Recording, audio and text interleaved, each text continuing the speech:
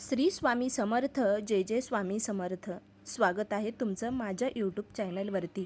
तुमच्या मनातल्या सर्व इच्छा मनोकामना स्वामी महाराजांच्या आशीर्वादाने पूर्ण व्हावी हीच स्वामी चरणी प्रार्थना करते आणि आजच्या व्हिडिओला सुरुवात करते. व्हिडिओ कोठेही स्किप न करता शेवटपर्यंत व्हिडिओ नक्की बघा. खरंच खूप माहितीपूर्ण असा व्हिडिओ आहे. प्रत्येकाला वाटतं आपल्या घरामध्ये सुख समृद्धी असावी आणि लक्ष्मी मातेचा वास आपल्या घरामध्ये असावा, पण त्यासाठी आपल्याला हे 7 उपाय नक्की करायचे आहेत जेणेकरून लक्ष्मी माता आपल्या घरामध्ये टिकून राहील, घरामध्ये सुखी आणि समृद्धीचं वातावरण राहील. तर सर्वात प्रथम ज्यावेळेस आपण सकाळी लवकर उठून त्यावेळेस हा मंत्र नक्की म्हणा. तर तो मंत्र आहे, कराग्रे वसते लक्ष्मी करमध्ये सरस्वती करमूल्य तू गोविंद प्रभाते कर दर्शनम. दोन्ही हात आपल्याला जोडायचे आहेत आणि हा मंत्राचा उच्चार करायचा आहे, कारण हा मंत्र म्हणल्यानं लक्ष्मी माता आपल्यावर नक्कीच कृपा करते. सकाळची सुरुवात चांगल्या विचाराने करा. सकाळी उठल्यावर लगेच मोबाईल पाहण्याऐवजी देवाचे नाव घेणं खरंच खूप शुभ मानलं जातं.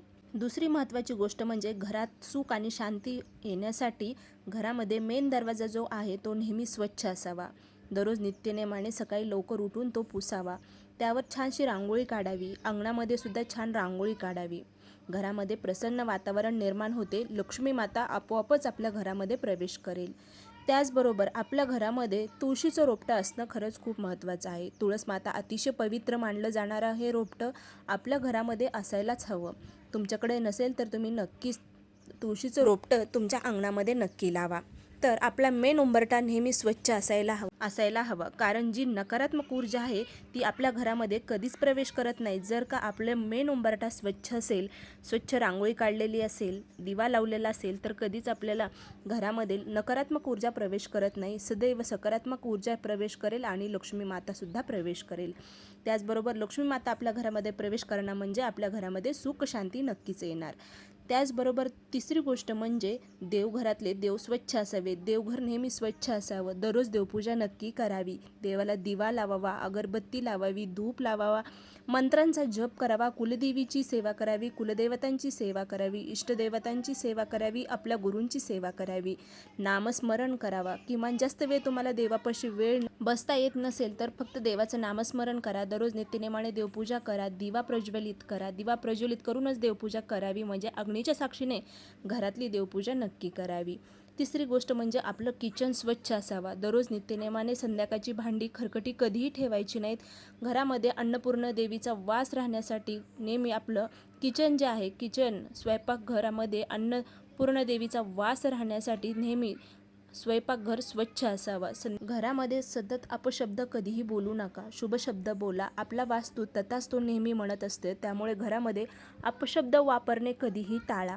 नेहमी मोठ्यांचे आशीर्वाद घ्यावे. आई वडील आणि मोठ्यांचा आदर केल्याने घरात प्रेम टिकून राहतं. सकाळी नमस्कार केल्याने मनात नम्रता येते, त्यामुळे मोठ्यांचा आशीर्वाद घेणे खरंच खूप महत्त्वपूर्ण आहे. त्याचबरोबर सतत चिंता करू नका. सतत काही काळजी, मन अस्वस्थ होईल अशा गोष्टी कधीही करू नका. नकारात्मक विचारामुळे घरातलं वातावरण बिघडते, ताणतणावपूर्णता येतो. देवावर विश्वास ठेवा, संयम ठेवा. तुम्हाला नक्कीच योग्य ते फळ योग्य ती वेळ आली की नक्की मिळेल. तर त्याचबरोबर घरात सकारात्मक गोष्टी ऐका. घरात सतत स्वामींच्या मंत्राचा जप लावा. कालभैरव अष्टक लावा. कालभैरव अष्टक लावल्याने खरंच आपलं भौतिक कवच निर्माण होते. संध्याकाळच्या वेळामध्ये दररोज नित्यनेमाने कालभैरव अष्टक तुम्ही पठण करा किंवा मोबाईलवरती लावा. घरामध्ये एक पॉझिटिव्ह एनर्जी येते. श्री स्वामी समर्थ या मंत्राचा जप लावून मोबाईलवरती तुम्ही हा मंत्र ऐकत राहा. दुसरी गोष्ट म्हणजे तारक मंत्र. श्री स्वामी समर्थ महाराजांचा तारक मंत्र नक्की दररोज नित्यनेमाने तुम्ही सुद्धा पठण करा आणि संध्याकाळच्या वेळेमध्ये दिवे लावणीच्या वेळेस या तारक मंत्र तुम्ही तुमच्या मोबाईलवर लावून नक्कीच ऐका. त्याचबरोबर रामरक्षा स्तोत्र, मारुती स्तोत्र यामुळे मनाला बळ मिळतं, एक पॉझिटिव्ह एनर्जी मिळते. आठवड्यातून एकदा तरी पारायण नक्की करा. म्हणजे आठवड्यातून गुरुवारी श्री स्वामी चरित्र सारामृत या ग्रंथाचं पारायण नक्की करा. 1 ते 21 अध्याय आहेत, तर ते पूर्ण पठण करा. मनाला एक असं